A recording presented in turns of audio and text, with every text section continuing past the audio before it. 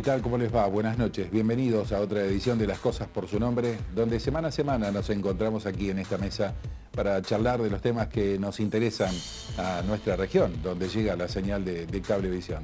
Temas de interés, por supuesto, para la construcción ciudadana y conocer la problemática también de aquellos sectores que por ahí pueden utilizar esta tribuna, este lugar, donde podemos llegar a la opinión pública y hacer conocer determinadas cuestiones, que tienen que ver a lo mejor, como hoy, con una problemática que están enfrentando los médicos del Hospital de Zona Justo José de Urquiza, y vamos a estar hablando con dos profesionales que nos van a contar justamente qué es lo que está pasando. En la otra mitad del programa vamos a estar hablando de cultura, de un evento de magnitud que se está organizando por parte del Centro Cultural Urquiza, recientemente conformado aquí en la ciudad de Concepción del Uruguay, y que tiene que ver con los Juegos Florales, y dentro del marco de los Juegos Florales habrá actividades que tienen que ver también con un concurso, un certamen o en la búsqueda de talentos, básicamente en chicos, que tienen que ver con el folclore. Eso es lo que vamos a desarrollar en el programa de hoy. Pero bueno, usted sabe que la temática de este año es hacer los editoriales al principio del programa, y no mucho quiero decir hoy, porque, bueno, ¿se acuerdan que la semana pasada estuvimos hablando de la entrevista que le hicimos al empresario de la construcción, Víctor Pietroboni, y que tuvo repercusiones a nivel provincial? Muchos medios tomaron lo que dijo y contestó en los micrófonos de Radio 9. Un Víctor Pietroboni que trató de delincuente a Lázaro Báez, un Víctor Pietroboni que dijo que sí, que la que daba las órdenes era Cristina Fernández de Kirchner, de que no le molestaran a Lázaro Báez, un Víctor Pietroboni que reconoce como cuestiones de mercado que el sobreprecio en la obra pública era de un 3%, un Víctor Pietroboni que nos habló que en realidad el vínculo que tenía con el Ministerio de Planificación no era tanto con debido, sino, oh vaya paradoja, con una persona que en estos momentos ha sido detenida con millones de dólares en un bolso, o en unos cuantos bolsos, y que deberá dar muchas explicaciones en la justicia. La verdad que encontrar este tipo de informaciones y de noticias a uno de nosotros nos indigna cada vez más, porque vamos descubriendo que realmente todo lo que nos contaban quienes decían que nos mentían es cierto. ¿Quién puede negar ahora esto? Porque yo entiendo que uno puede defender un modelo económico, puedo llegar a entender que haya gente que le gustaba el rumbo económico por el cual por ahí la presidencia de Kirchner durante 12 años nos quería llevar. Eso lo puedo llegar a entender, por ahí no puedo compartirlo, a lo mejor tengo otra visión de por dónde puede ir la economía, pero ¿cómo poder defender este tipo de cosas? Hay gente que todavía trata de justificar esto, hay gente que todavía trata de encontrarle una explicación. Hoy veía algunos subtítulos que decían que era dinero que iban a donar. ¿Donar? Esto es tratarnos de estúpidos otra vez, es que ¿donar a quién?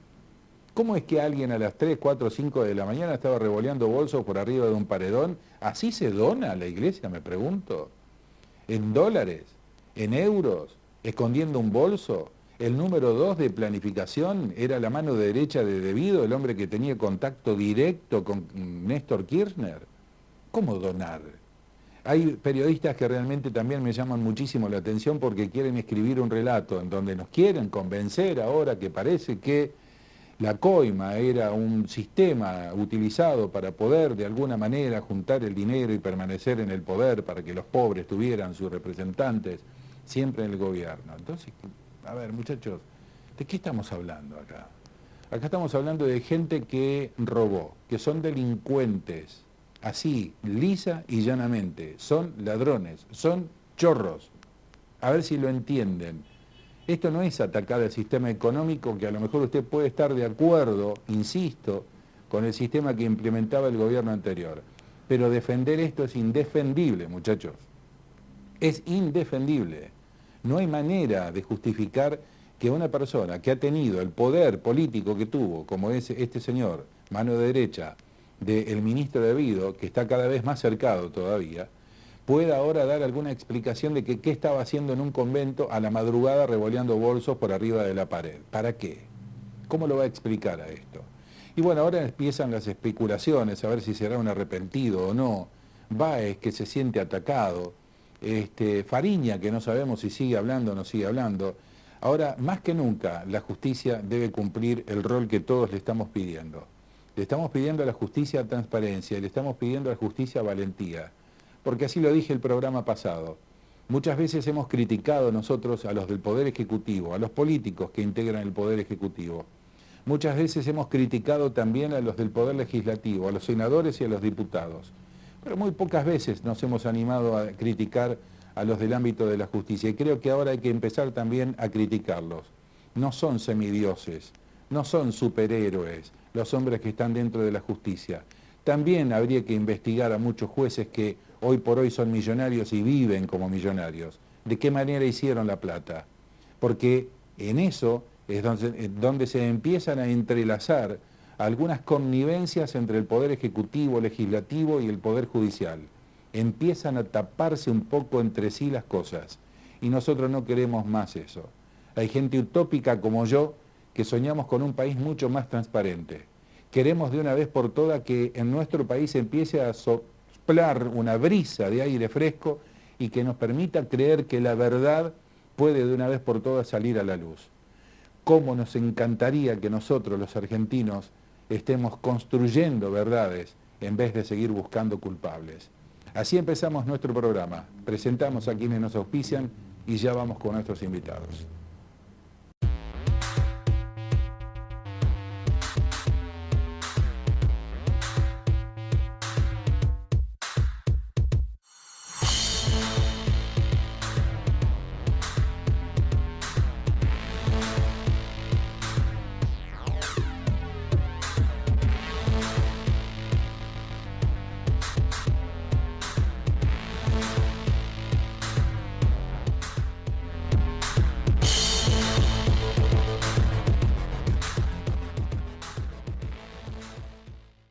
Tal cual lo decíamos al principio del programa, uno de los temas que vamos a desarrollar hoy tiene que ver con el tema de la salud y fundamentalmente escuchar la palabra de los médicos que están queriéndose oír ante la comunidad por un reclamo que tiene que ver con situación laboral, con una situación que los estresa, como es el tema de la mala praxis, con lo poco que cobran, por la poca cantidad de profesionales que hoy por hoy están trabajando en el hospital público, así que por eso contamos con la gentil presencia de los doctores Miguel Minata y de Rodrigo Lal. Buenas noches. Hola Hugo, buenas noches.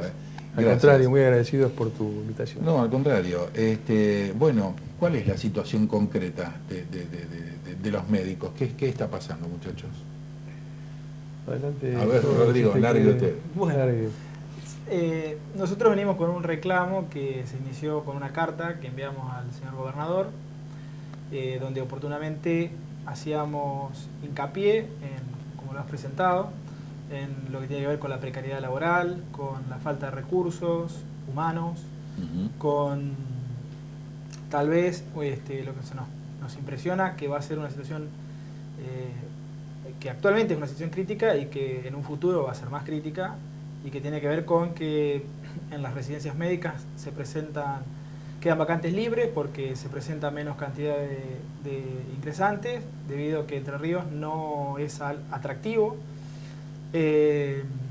También hablamos de lo que significa los bajos salarios. Nuestro sueldo mínimo básico es por debajo de la línea de pobreza. ¿Estás hablando de un cirujano, de un médico? Estamos hablando de gente formada, donde... ¿Cuánto cobra un médico? Bueno, en líneas generales está alrededor de los 10.000, entre los 10.000 y los 12.000 pesos. Pero hablamos de un básico cercano a los 3.000, 3.500 pesos. Eso es el sueldo básico. Bien. Por lo tanto, una persona con 25 años de servicio, 30 años de servicio que se jubila, estamos hablando de una jubilación después con ese básico de unos 6.000 pesos. ¿Qué dedicación horaria le dedica el profesional al hospital para poder cobrar esto? ¿Cuántas horas trabaja? Sí, eso es un tema complejo porque existen distintos cargos. Es decir, hay médicos de guardia, los cuales cumplen 36 horas. Hay cargo de médico asistente, que es por menos cantidad horaria. Hay suplencias extraordinarias que tienen que ver... No hay un estándar de cantidad de horas a cumplir, digamos. Existen varios estándares. Ajá, bien. Cuando hablabas de precarización laboral, ¿a qué se refieren? En el caso de la precarización significa que normalmente se entiende que uno tiene la estabilidad laboral cuando tiene un empleo en blanco. O sea que el Estado a uno le genera un contrato, un acuerdo, un nombramiento permanente, Sí, claro. que se supone que debe ocurrir en algún momento, una vez que el candidato ha ingresado a la planta de trabajo del hospital. En algún momento esa relación tiene que efectivizarse, tiene que suceder.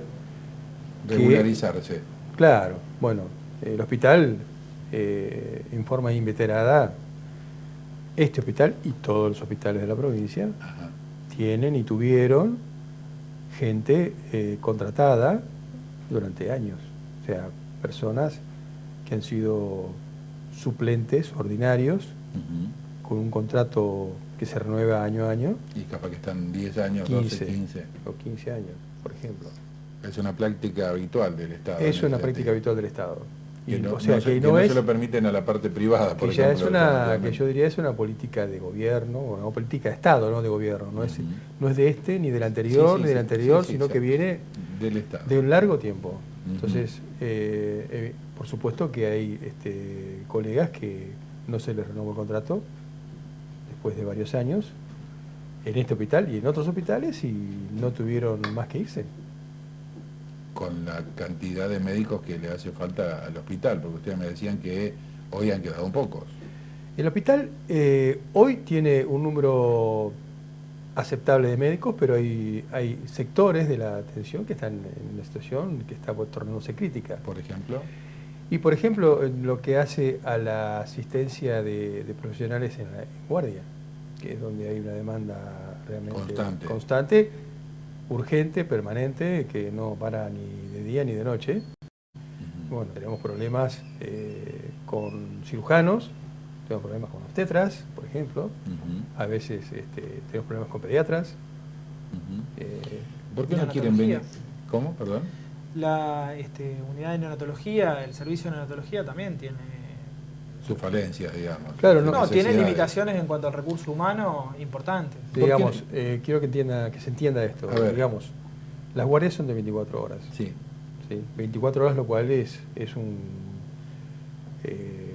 excesivo plazo, porque uno no está en condiciones de atender la guardia desde la hora 0 a la hora 23 de la misma manera. ¿Cuál es la situación ideal de trabajo? Y la situación ideal, lo que se ha hecho en muchos lados es partirlo en 12 horas. Entonces, en 12 horas continuas de atención, un profesional tiene un rendimiento que está acorde con sus capacidades. ¿Qué pasa en el resto del país? ¿Se hace así? En algunos lados sí, en muchos lados no. ¿En la provincia de Entre Ríos no? No. Estaba hablando de la esfera pública, no hablo de la esfera privada porque desconozco cada clínica y sanatorio de cada rincón de la provincia. Pero, digamos, si es así que cada profesional tiene 24 horas de carga horaria de guardia, tendría que haber, entonces, como mínimo 6 profesionales, teniendo en cuenta si la práctica fuera que los domingos fuera una guardia rotativa. O sea que un día le toca el de los lunes, otro el de los martes, cubrir el domingo. En muchos lados, también la guardia del domingo está cubierta por un profesional de los domingos. Por ejemplo, en el caso de cirugía, solamente han quedado 3 profesionales de la guardia y el resto lo estamos cubriendo los médicos del servicio de planta, que tenemos nuestro trabajo en la planta. Lo mismo está pasando con obstetricia y tampoco hay 6 o 7 profesionales en neonatología, ni hay 6 o 7 profesionales en ginecología. ¿Y por qué pasa esto? Porque vos me decís ahí profesionales que no le renovaron el contrato, pero se quedaron sin personal médico por eso, por no haber renovado los contratos. No, hay varios motivos. Hay motivos por los cuales hay muchos profesionales que están renunciando al hospital. Por cuestiones económicas, evidentemente. Por una cuestión global, no es solamente la cuestión económica, digamos, porque supongamos que hubiera muy buena remuneración, a lo mejor las renuncias no serían tan posibles, pero habiendo una remuneración que es considerada magra en un trabajo que es de alto estrés, de alto requerimiento, en el que actualmente también tememos por el lado de la judicialización, como sucedió hace poco con la doctora Tolosa, por ejemplo. Significa que nosotros no estamos protegidos, no estamos, digamos, si hacemos las cosas en forma correcta, no sabemos cuál va a ser el resultado. Hoy han aumentado los juicios de mala praxis hacia los médicos exponencialmente en todo el país. En todo el país. En todo el país. ¿Y están cubiertos ustedes con algún seguro particular o especial? Particular. Nosotros bueno, sí. Eso es uno de los temas que también estamos reclamando, porque sí, es cierto que la mayoría de los profesionales tenemos una cobertura, pero es a través de nuestro círculo médico. Y hay profesionales que no están asociados al círculo médico y que su único trabajo es el sistema público, y por parte del Estado provincial no existe una cobertura de mala praxis. O sea, y tampoco ustedes trabajan en el hospital público y no tienen una cobertura del Estado no. Del Estado no. Del Estado no. Y tampoco hay aseguradora de riesgo de trabajo, porque depende la condición laboral, y como te explicábamos al principio, que es tan heterogéneo, que son muchos contratos, y los contratos no tienen la cobertura completa de la asistencia del trabajador.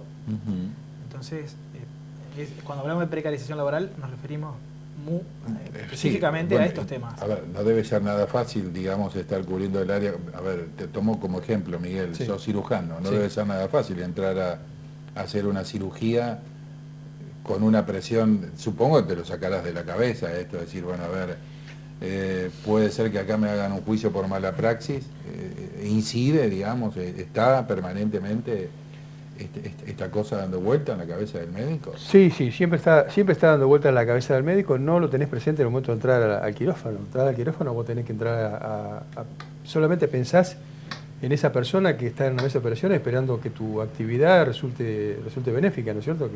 Que lo recupere, que recupere su salud. Y uno realmente esto lo piensa cuando empiezan a suceder las cosas. Cuando a alguno le pasa, cuando a algún otro colega le llega su cédula de notificación, cuando ese colega tiene que empezar a vender sus pertenencias para poder abonar un costo de abogados o una demanda judicial. Entonces uno dice, bueno, es justamente prácticamente la única profesión que tiene demandas por mala praxis.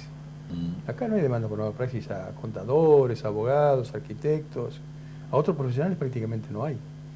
La única profesión que realmente tiene una incidencia de mala praxis es la nuestra. Sí, el abogado va ahí. El abogado sabe que cuenta y que además sabe que él va a ganar siempre. Le decía hace un instante que las residencias en la provincia de Entre Ríos no las vienen a cubrir a la provincia de Entre Ríos, el médico que recién se recibe. ¿Por qué? Por dos motivos. El primer motivo es porque no alcanza el valor del sueldo que van a recibir, porque además la explicación es que el residente es un médico que está con la matrícula bloqueada, o sea que solamente puede trabajar en el medio hospitalario y desempeñar su actividad en el medio hospitalario. Y va a vivir exclusivamente de lo que el hospital le abone. En este caso el Estado, que puede ser Estado nacional o provincial. Las residencias tienen ciertos sistemas. Pero bueno, ese valor remunerativo no le alcanza para pagar su alquiler, su comida, el gas, la luz, esas cosas mínimas que necesita para poder dedicarse a estudiar. Por eso no vienen a Entre Ríos. Eso obviamente tratan de ir a otras provincias donde el sueldo del honorario de residente les alcanza para por lo menos sustentarlo, ¿cierto? Mientras terminan su formación. Ahora, Miguel... Y también, perdón, que es algo que se reitera, es que nuestro sistema provincial forma profesionales que después no quedan en la provincia de Entre Ríos, porque son más atractivos presentarse a otros lugares donde tienen... emigran de la provincia. Fundamentalmente provincias vecinas. Entonces estamos formando gente que se va a Santa Fe, formando gente que se va a Buenos Aires. Bueno, el caso de los obstetras, por ejemplo. debe ser un caso particular. Santa Fe absorbe mucho de mano de obra, digamos, de los sí, pero no solamente eso, sino también alguna cuestión más crítica, como es el residente de anestesia. Anestesistas terminan y vuelan. Y el anestesista es un médico muy necesitado. Hay un déficit nacional de anestesistas. Y los pocos que se forman aquí se van porque obviamente van a ganar en otro nivel. Así que acá hay que sumarle a una mala política por ahí de dirigenciamiento o de direccionamiento, no dirigenciamiento, direccionamiento en cuanto a la formación y necesidad de profesionales que tiene el ámbito de la salud, más allá de todas estas cuestiones que están planteando ustedes. La pregunta concreta es esto: ¿a quién le están haciendo estos reclamos ustedes? ¿Quién es el referente? ¿Con quién se ponen a charlar a ver de resolver todas estas cuestiones? ¿Con quién hablan? ¿Bien, bueno, tenemos un solo contacto que hemos tenido con las autoridades, que fuimos a Paraná hace 2 semanas con el doctor Elal, y estuvimos con el doctor Imaz, que es el secretario de Salud de la provincia, que es un médico oriundo de Concordia y fue director del Hospital Majernat.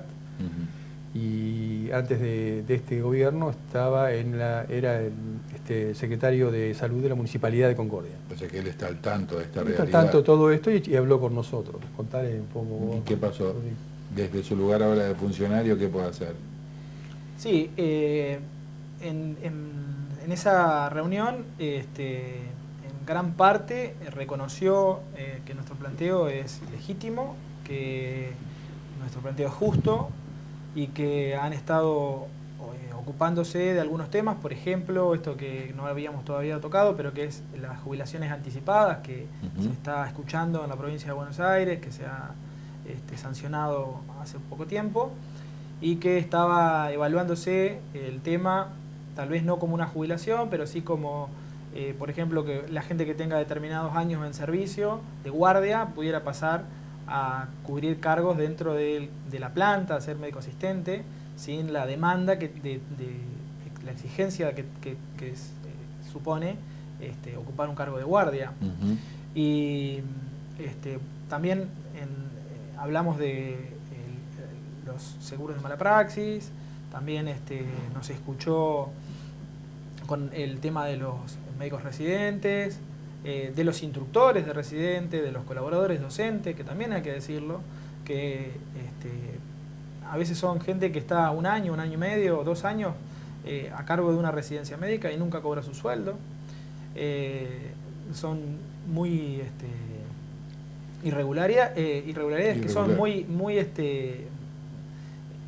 que se repiten y que son evidentes y que son muy difíciles de entender, porque justamente creemos que es una de las claves de la mejor calidad de la atención. Está bien, ¿se sienten respaldados por el resto? El secretario de Salud nos escuchó, nos dijo que bueno, que sí, que era cierto que estábamos justo frente a un momento muy difícil de la situación provincial y de la situación nacional, pero que este tema se iba a tratar en gabinete, que se le iba a presentar al ministro de Salud y que oportunamente al gobernador, y que bueno, que se nos iba a dar una respuesta. Claro. Esto es una situación heredada ya. Sin duda. Evidentemente, esto Sin no duda pasa que en esto 6 viene. meses. Esto viene ya de gestiones. Sí, claro, Hugo, pero es como una patente del funcionar de todo el sistema gubernamental y político. Es decir, uno ve que el gobierno de turno hace cosas. ¿Qué es hacer cosas? Bueno, compra una ambulancia, inaugura una sala, llega con el electrocardiógrafo, digamos, todos recursos tecnológicos o cosas. Sí. Pero la política de recursos humanos está atrasando, pero atrasando en forma tremenda. Y esto lo que va a provocar una crisis porque los aparatos no atienden personas. Por más que uno ponga aparatos, si no hay personas, y personas entrenadas que sepan entender cada uno de los estudios o de los pasos que hay que dar, entonces la gente no va a tener el mismo nivel y calidad de atención. Claro, bueno, pero a ver, yo escucho entonces que en el hospital hay 1000 empleados, ¿puede ser? 1000 empleados No, en el hospital. yo no te podría decir porque realmente no lo sé. Suponte, 1000 empleados. Y ustedes me están planteando que faltan médicos. Entonces, ¿hay un exceso de recurso humano en algún lugar? También porque estamos hablando de 1000 personas que trabajan en el hospital y faltan médicos. Hay, evidentemente, también hay que planteárselo al ministro de Salud a esta cuestión. Porque por ahí a lo mejor se ha superpoblado el hospital de personal no profesional, no médico. ¿Entendés? Sí, Y se no, va una gran masa de dinero también en sueldos, en personal no especializado, en esto que vos me decís, en alguien que sepa manejar un aparato. Porque convengamos, y esto me hago cargo de lo que digo, el hospital ha sido un bastión de algunos políticos, inclusive de algunos médicos que han actuado en política, que han ofrecido al hospital como una agencia laboral. Han puesto sus colaboradores, su gente, y lo han metido a laburar adentro del hospital, como hay otros que lo han puesto a trabajar en el casino, como hay otros que lo han puesto a trabajar en la municipalidad. ¿No notan ustedes como profesionales una superpoblación de personal no especializado dentro del hospital? No, sinceramente, Hugo, yo no podría decir eso. No sé cuánta gente es, tampoco veo una super población. A veces creo que, por ejemplo, faltan mucamos en áreas. Hay momentos que falta, obviamente, un mucamo o las enfermeras están justas o las instrumentadoras son pocas. No sé, no me parece que haya superpoblación. Me comprometo a ver si consigo el dato de qué cantidad Ahora, de personal los hay en el médicos, hospital. quiero dejar claro esto, los médicos no entran por política. Los médicos que entran porque son médicos, porque entran para determinadas especialidades. Después se acceden a cargos, políticos, a la dirección o lo que sea, y eso tiene que ver con la política, ese ya es otro punto. Pero siempre sucedió así. ¿Hay alguna medida de fuerza o algo que ustedes estén pensando hacer para ver si en algún punto se le resuelve esta situación o no? No, nosotros realmente lo que queremos, primero que nada, es que nos escuchen. Queremos hablar con la comunidad a través de los medios. Creo que es una tarea muy importante la difusión que tienen los medios para que la gente sepa que, llegado el caso, que acuda al hospital dentro de un tiempo, en alguna situación se va a encontrar con que no tiene una buena atención. Porque si las cosas siguen así, mucha gente se está jubilando, la que se está retirando o renunciando, residentes que no están llegando, y seguramente que va a haber un cierto momento en el cual se va degradando la calidad de atención. No le voy a dar tiempo, pero eso va a pasar. Eso es lo que estamos viendo y queremos alertarlo, y se lo dijimos al ministro no, al secretario. Se lo dijimos, no sé qué pasa en otros hospitales de la provincia, yo no conozco la situación de los otros hospitales, sé que tienen problemas también, pero no conozco exactamente la situación. Supongo que... ¿Y con el personal del hospital se sienten apoyados por toda la gente que trabaja en el hospital en este reclamo que ustedes están haciendo? ¿Lo han conversado, digamos? Nosotros, sí, por ahí conversamos con el personal de enfermería o el personal de administración, secretaria, etcétera. Ellos nos escuchan, también comparten lo que nos está pasando, pero de un acompañamiento, no es... Aparte, nosotros no estamos hablando, como vos preguntabas hoy, de hacer ninguna medida de fuerza, por lo menos no es en el momento, al contrario, queremos, por un lado, que nos escuchen. Segundo, ahora nos vamos a organizar en la Asociación de Profesionales, que en realidad se llama Asociación de Trabajadores, porque la idea es que involucre a toda la gente que esté preocupada por la situación del hospital, como para tener un órgano que ya tiene personalidad jurídica capaz de sentarse a dialogar con quien sea en procura de llegar a soluciones, ¿no es cierto? Nosotros no queremos que siga habiendo problemas, que falten médicos en la guardia o que falten enfermeros en la guardia. Digamos, queremos que si está previsto un hospital de alta complejidad como es este, que atiende prácticamente todas las patologías de todas las especialidades, hay pocas cosas que se derivan de acá. Y bueno, tiene que tener una planta de personal médico capacitado y remunerado. Sí, seguramente. Y eso hará que el gobernador deba revisar los números. Y eso habrá que el gobernador, porque realmente la pregunta que yo me hago ya como ciudadano es cuándo el gobierno de la provincia de Entre Ríos tuvo una política en serio de salud, donde nosotros estamos incluidos. Sí, sí. Yo estoy desde el año 90 en la provincia de Entre Ríos en el ámbito de la salud. Vengo de antes, yo tengo ya casi 36 años de médico. Y realmente acá no hay una política de salud. Nunca había una política de salud. Nunca. Y lo cierto es que los políticos cuando hacen sus encuestas, a ver cuáles son las necesidades de la gente, y sobre eso basan muchas veces su trabajo, sí, sí. No está la salud como primer... Claro. Es un enunciado general, la salud y la educación, pero en realidad cuando le preguntás a la gente qué es lo que le preocupa más, le pone inflación, seguridad, empleo. Y por ahí va el político, hacia ahí va. Y el político va ahí. Hasta que vos, en general, chocás. Cuando vos chocás, cuando vos empezás a poner en la calle los alertas amarillos y los líos y todo no anda, entonces ahí empieza el político a preocuparse. Pero como nosotros jamás hicimos gremialismo, y no somos gremialistas, porque nosotros no somos gremialistas, no somos nada de gremialismo, simplemente somos médicos preocupados por esta situación, realmente a nosotros nunca se nos dio una importancia como recurso estratégico que es, porque es tan estratégico como tener determinados ingenieros o arquitectos para ciertas cosas, ¿no? Bueno, han elegido este camino, el de exponerlo ante la opinión pública y que ojalá tenga eco en la parte que corresponda, que son aquellos que tienen que planificar a corto, mediano y largo plazo, que exactamente. es uno de los problemas que ha tenido nuestro país. Esa es la idea, que nos escuchen y decir, bueno, vamos, ¿cómo podemos seguir adelante? ¿Qué es lo que hay que hacer? Que nos escuchen, creo que no es ¿Quedaron en una próxima reunión con el ministro de Salud o el secretario de Salud? No quedamos en nada. No quedamos en nada. Así que estamos... O sea que están con las manos vacías en ese sentido. Sí. Simplemente el secretario nos escuchó, nos dijo que iba a transmitir esto al ministro y al gobernador, o al ministro, el ministro habla con el gobernador, pero no se comprometió en ningún tipo de plazo, de nada. Miguel Minata, Rodrigo Lal, muchísimas gracias por haber venido a conversar con nosotros. Hugo, bueno, nosotros la verdad que muy agradecidos de estar en tu programa. Al contrario.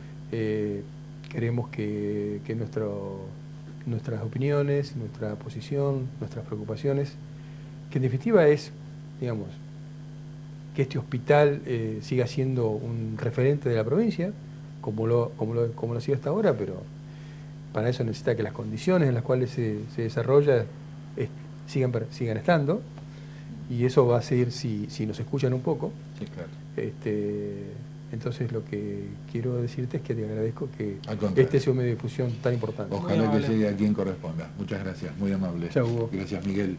Bueno, pausa, ya volvemos. Estuvimos hablando con el doctor Miguel Minata, Rodrigo Lal. Ojalá que este tipo de actitudes que han tomado los profesionales llegue a quien corresponda. A veces, con un par de llamadas telefónicas de quien tiene que hacerlo, muchas cosas se resuelven. Así que ojalá que este programa lo vea quien puede levantar un teléfono y diga, che, a ver cómo es esto, cómo viene la mano.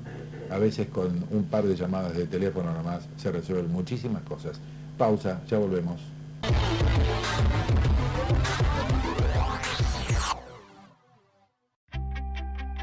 Tu río, tu pasión, tu historia, tu ciudad. Concepción del Uruguay.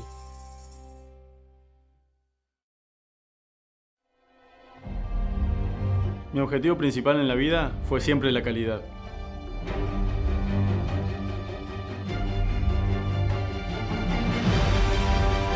Para crecer hay que saber adaptarse.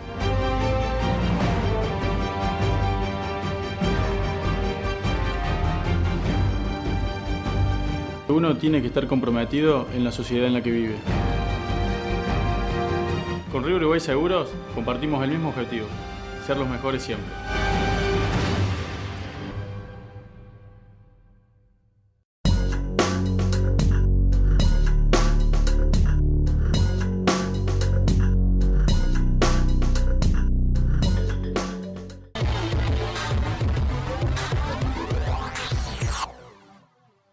un grupo de vecinos se reunió no hace mucho tiempo, empezaron a reunirse con inquietudes, con ganas de hacer cosas por la ciudad de Concepción del Uruguay, desde un lugar que los contenga fundamentalmente más que por ideas y acciones para la ciudad de Concepción del Uruguay, que por ahí por cuestiones de partidismo político o esos temas. Hay muchos que formamos parte de este colectivo que se llama Centro Cultural Urquiza, porque sentimos que, en mi caso, y hablo en lo personal, no hay ningún partido que me interese participar y que me contenga en mis ideales. Entonces, considero que esto fue un lugar donde sí puedo formar parte y hacer cosas para Concepción del Uruguay, y porque considero que aquí también hay un potencial de recursos humanos, de inteligencia, de intelectualidades, que se han ido a su casa y que estaban guardados y que estaban, no sé, qué sé yo, desilusionados tal vez con el quehacer de la vida cotidiana de esta ciudad, y empezamos a buscar y a rescatar mentes para formar parte de este Centro Cultural Urquiza, que está abierto a todo el mundo. No me interesa el partido político ni religión, sino las ganas de hacer cosas por Concepción del Uruguay. Se conformó hace poco tiempo, Centro Cultural Justo José de Urquiza. Lleva el nombre de quien, obviamente, ha hecho y nos representa o nos ha representado a nosotros en los ámbitos más altos de la política y el quehacer de la República Argentina. Y como una de las actividades principales programadas para este año de este centro cultural es los Juegos Florales. Tiene una estructura que ha ideado el presidente de este centro cultural, que es el profesor Orlando Bucielo, y él dijo, hay que armar secretarías, y a las secretarías hay que dárselas a las personas que saben. Entonces es como que él es, digamos, el jefe de gabinete o presidente de la estructura, y después ha dado distintas secretarías y la responsabilidad a ciudadanos que consideramos que se destacan, que son ilustres, cada uno en sus actividades, y hoy estoy con 2 secretarios de este centro cultural. Uno tiene que ver con el secretario de Letras y la otra persona que tiene que ver con la Secretaría de Música. Secretario de Letras, el profesor Luis Alvareza. Luis, ¿cómo estás? Muy bien, un gusto. Bueno, gracias por venir. Y de música, Mecha Nadal. ¿Cómo estás? Muy bien. Gracias por venir también. Muchas gracias. Bueno, una introducción un poco larga, pero era la primera vez que me tocaba hablar del Centro Cultural en esta temporada, porque lo conformamos hace poco tiempo. Y Centro Cultural que me complace compartir los espacios con ustedes, permítanme decírselos públicamente. Y una de las cosas que se van a organizar son los Juegos Florales. Voy a partir de una pregunta muy básica, Luis, porque considero que del lado de la audiencia hay mucha gente que por ahí hoy no tiene ni idea de lo que es un Juego Floral. Cierto. Entonces, ¿podemos explicar qué son los Juegos Florales? Es una convocatoria que se realiza desde la Edad Media y convoca a los poetas a través de unas bases o ciertos lineamientos que cada poeta o escritor debe respetar y participa. En aquellas épocas lo que se les entregaba era una flor. Una flor. Después esa flor se metalizó y fue de oro. Bien, nosotros aquí vamos a dar 9 premios. Pero la génesis básicamente fue literaria. Literaria, es de dar un concurso literario. La posibilidad de los poetas de dar a conocer sus obras y entre ellas elegir la más importante o más interesante o de mayor proyección. Desde la Edad Media se viene haciendo. Se viene realizando y tenían el nombre de Floralias. Y acá nosotros, nuestros antecedentes en la ciudad. Nosotros tenemos el primer concurso dentro de la provincia y el tercero a nivel nacional, el segundo se realizó en Rosario y el tercero en Buenos Aires. ¿El segundo fue acá? ¿O el primero? El primero a nivel provincial. Ajá. Y el tercero a nivel nacional.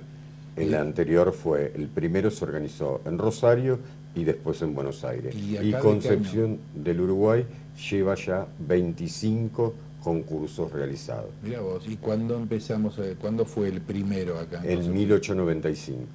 1895. ¿Organizado por quién?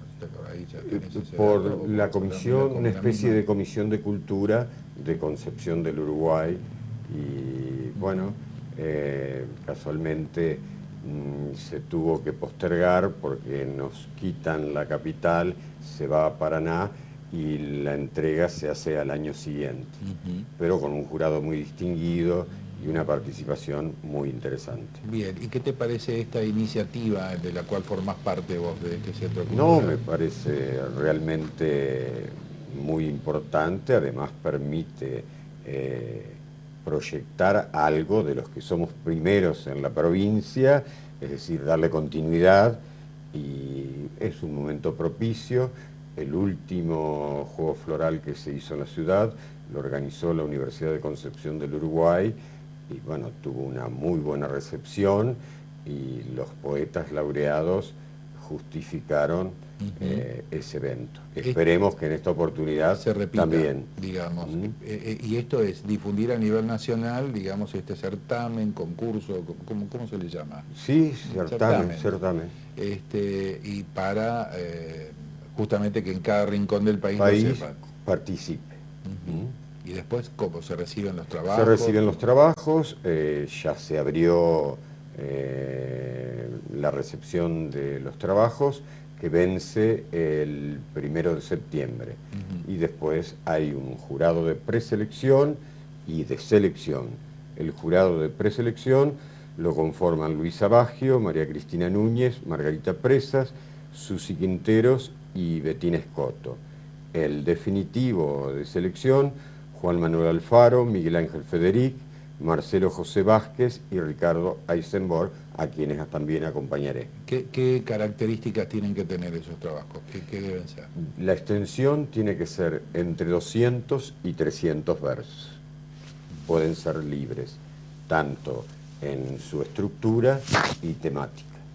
Puede ser un solo poema o un conjunto de poemas. ¿El autor debe ser argentino, sí o sí? Debe ser argentino o con 5 años de residencia en el país, si es extranjero.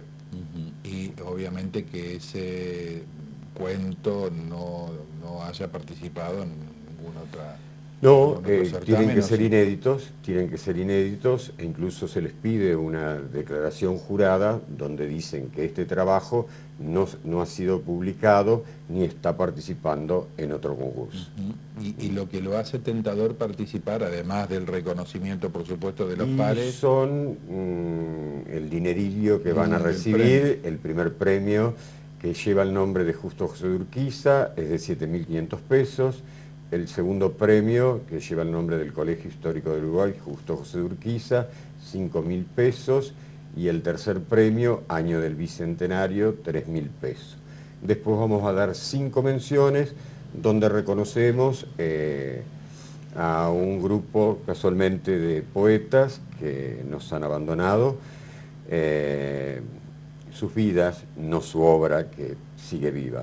Amalia Aguilar Vidar, Coti Calivari, María Inés Conforti de Rato, María Luisa Zaffaroni y Estela Paredes Sanabria. ¿Cuándo sería esto, la entrega de los premios y todo? El 21 de octubre de este año, y todavía no sabemos si se va a realizar en el Colegio del Uruguay o en el Palacio San José. Que es una cosa que está a decidir todavía. A decidir.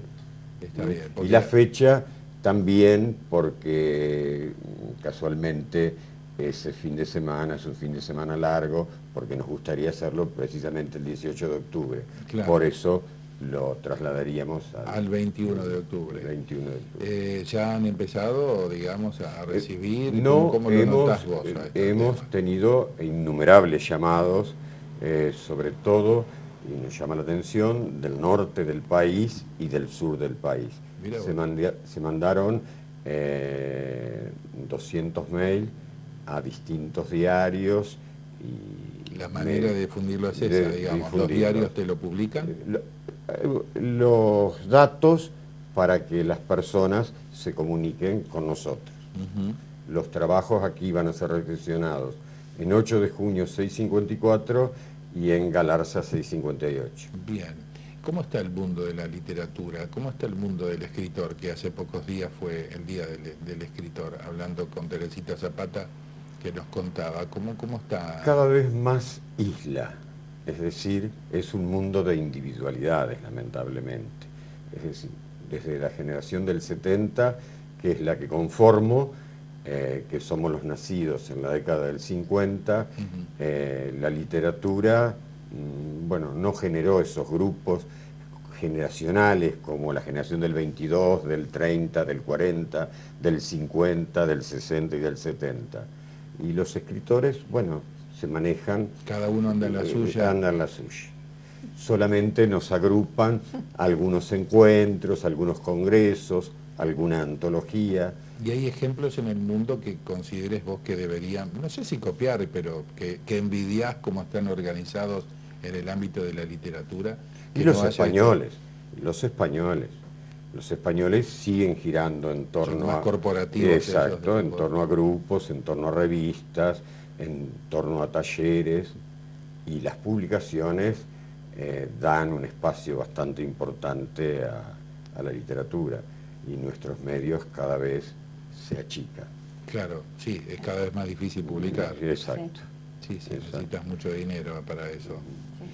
Sí, bien es cierto que... Se publica más. Ah, sí.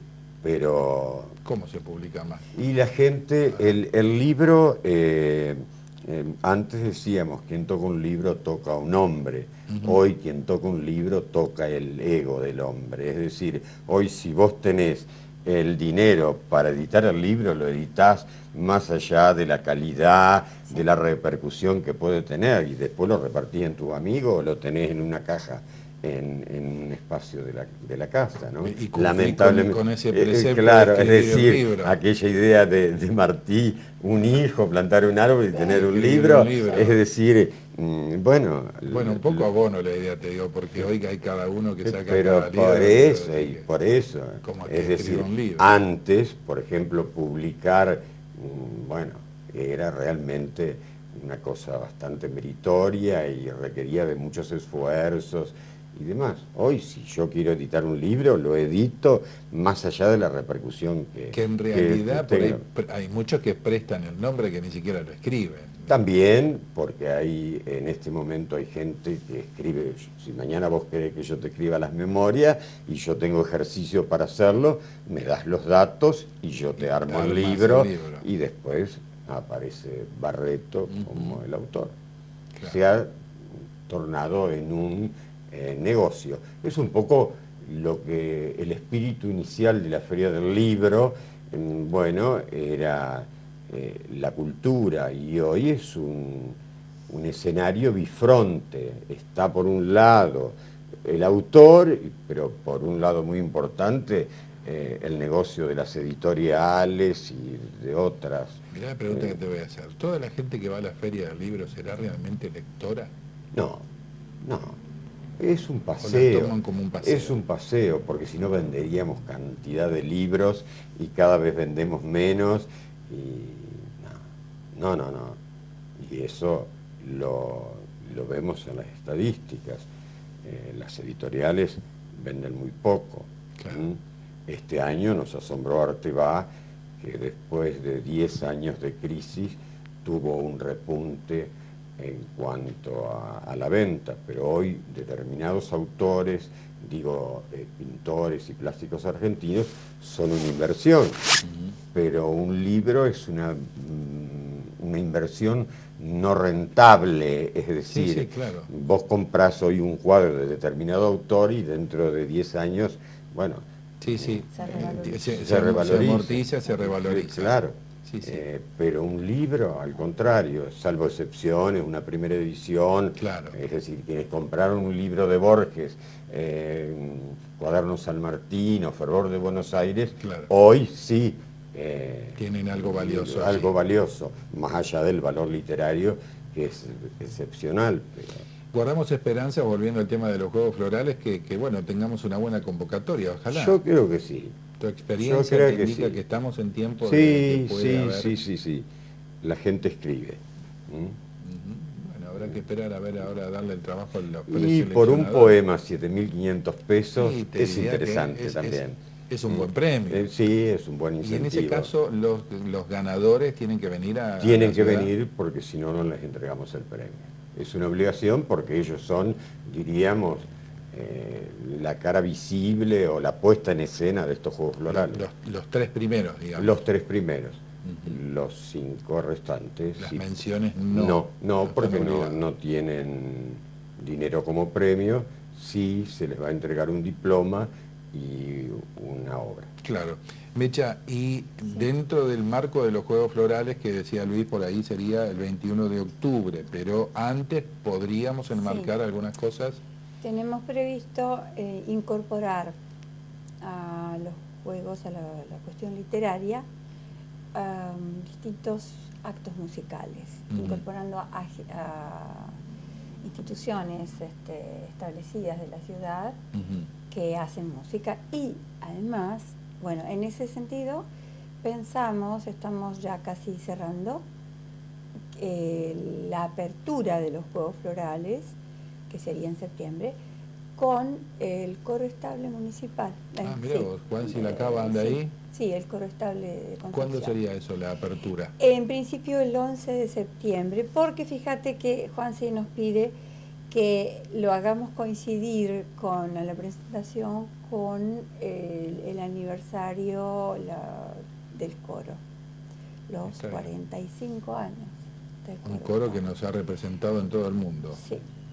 Entonces creemos que es una distinción para la ciudad, una oportunidad de tener a un grupo que por tanto tiempo se ha mantenido y nos representa también. ¿Y siempre. qué haces ahí el 11 de septiembre? ¿Sería que el se coro? hace un concierto y en el colegio, porque fue el lugar donde comenzó el coro.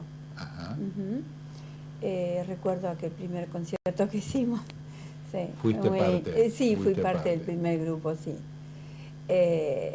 Y bueno, ese día se hace un concierto y habrá palabras y toda esta presentación de los Juegos Florales, ¿no? Bárbaro. Y después como otro número musical, la presentación de un coro de niños que está naciendo. Así que en esa fecha ya estará con sus programas. Contame un poco preparados. del certamen que se organiza para la búsqueda de talentos dentro del folclore. Sí, la idea es en cada una de las ediciones que pensamos que se van a hacer todos los años, ¿no? Si Dios quiere. Sí. Si Dios quiere. ¿Ustedes tienen ganas? Nosotros también. Por supuesto. Sí, vamos a darle. Por supuesto. En eso estamos. Bien. Bueno, en cada una de las ediciones hacer un concurso de música. Bueno, comenzamos diferente, ¿no es cierto? Complejizando, variando el género, variando la franja etaria. Esta vez la propuesta es comenzar, digamos, en pequeño, en complejidad, ¿no? Un concurso de solistas de niños, solistas folclóricos y dúos también, solista y dúo. Solamente la parte vocal, o sea, el que acompaña no va a ser evaluado.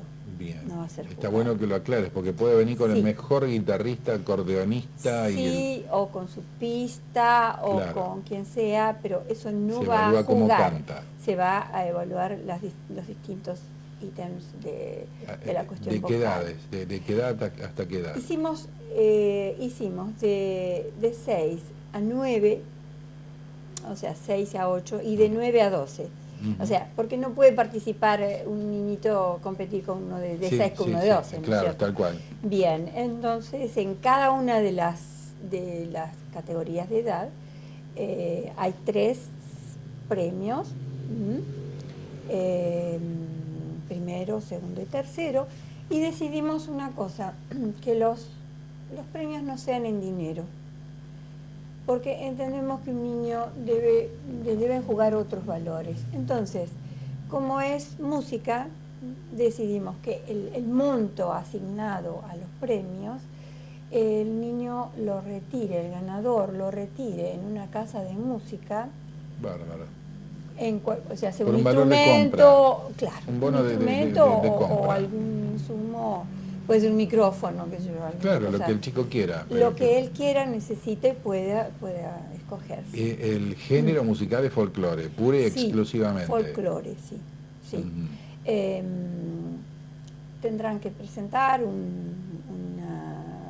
una grabación, un video, pues simple, grabado con un celular. Con un celular, sin nada sofisticado, Ajá. de 4 minutos nomás, de 4 minutos, y después, bueno, serán 2 canciones y... De que lo vayan preparando, está bueno que lo vayas diciendo ahora. Sí, Ya se va a establecer a qué dirección de mail o dónde llevar el material, eso. Sí, hay una dirección. En las bases del concurso está la dirección de mail, a donde tienen que dirigirse, y siempre habrá un adulto que lo acompañe en todas las situaciones. La inscripción la puede hacer un adulto directamente, sí, claro. No necesita ir el niño. ¿Y dónde están esas bases? ¿Dónde se encuentran esas bases? Bueno, están publicadas y en la página del Centro Cultural José Urquiza, en van el Face. pensábamos hacer, claro, esta semana el lanzamiento de las bases. Está bien. Teníamos previsto mañana, pero creo que un cambio de planes. Bueno, sí. No importa. Pero entrando al Face del Centro Cultural Urquiza, sí. Ahí también están las bases, de los Juegos Florales. De los Juegos Florales sí, también. Sí, sí. Así que bueno, todos los chicos de 6 a 12, dividido en la categoría de 6 a 8 años y de 9 a 12, que canten folclore. Vocal. Únicamente ¿Solo vocal. O en dúo? Solo o en dúo. Y habrá un premio para solista y otro para dúo, y uno para las 2 categorías de edades. Dúo. O sea, 3 premios para los niños, los más chiquitos, y 3 premios para los otros.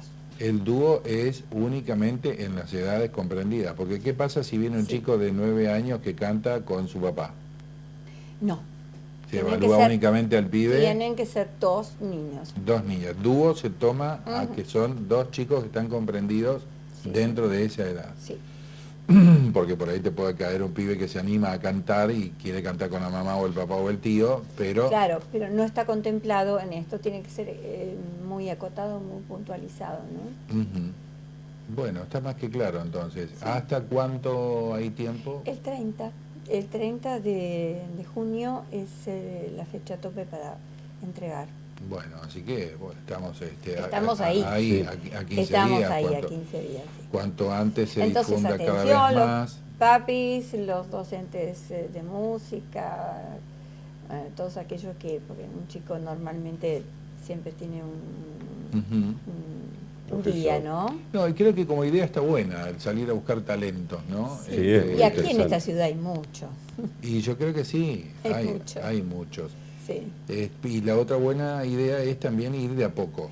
Sí, porque cuando se nos planteó en la coordinación de música, en la Secretaría, un concurso de música. Un concurso de música es una expresión demasiado amplia y demasiado compleja, sobre todo. Claro, entonces yo, ¿pero qué? De instrumento, de clásico, de popular. Digo, bueno, vamos a empezar por cosa sencilla para ir cada año agregando una especialidad o edades diferentes. Seguro. Bueno, les agradezco que hayan venido a conversar y ojalá que se inscriban mucho, Luis, y que tengas mucho trabajo, digamos, de selección. Esperamos. Lo mismo para vos. Esperamos. Pero bueno, es la primera actividad que se genera desde este Centro Cultural Urquiza, que tiene la idea de quedarse, de trabajar por la ciudad de Concepción del Uruguay. Creo que es lo que nos une en ese sentido. Agradecemos este espacio y también vamos a informar que el señor nos acompaña como vicepresidente. Bueno, sí, muchas gracias, pero no hace falta. No, pero es muy interesante y lo agradecemos. No, al contrario. ¿Sabés de alguien que sepa tocar arpa bien? Así como para invitar a que vengan a dar algún concierto o algo. ¿Va a venir la nena a dar un concierto? No sabemos todavía, sí. En principio tiene una invitación para Buenos Aires, pero bueno, está ahí a considerar. En su momento se sabrá. Gracias, por supuesto Mecha. Que si viene, lo va a hacer. La vamos a traer a Concepción. No se va a escapar. Gracias, Mecha. Gracias, Luis. Gracias. Bueno, señores, esto ha sido todo por hoy. Nos encontramos la semana que viene, como siempre, si Dios quiere, para intentar llamar a las cosas folclóricas. Chao, gracias.